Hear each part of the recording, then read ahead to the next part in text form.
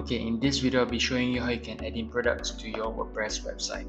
So as you can see, I'm already at my home page in the back end. If I'm going over to my shop page, I don't have any products at the moment, and this is intentional. I'm doing this on a demo site. So let's get back to my admin dashboard. Okay, so this is how actually I can add in products to my website. So I'm going to head over to the products tab, click on add new product here. You can see I'm going to use a demo product, a headphone, and then I'm going to write a product description, maybe headphone black color,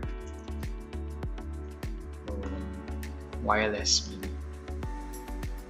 This is just a demo, and I'm going to put the price, maybe it's $30. And then another short description on the left, maybe actually the original description is really quite short. I'm just gonna make it like even shorter than it is.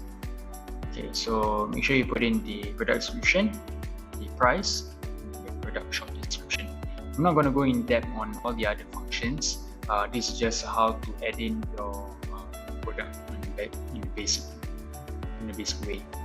Okay, so I'm going to add in the product image right here and upload from my drive. So I've already had a downloaded image of a product, stock free one. Okay, and I'm going to set the product image. So this is how it looks like. Let's say you need to add in more products. You can add a product gallery of the product, and then let's say you want to add a category, you can also add a category here. So maybe I'm gonna put this as accessories here. Okay, so it's already here, and then after that I'm just gonna save it. So I'm just gonna publish it actually.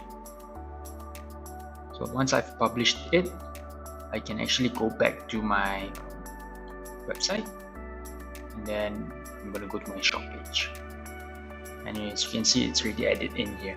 So this is how actually you can add in products to your WordPress website.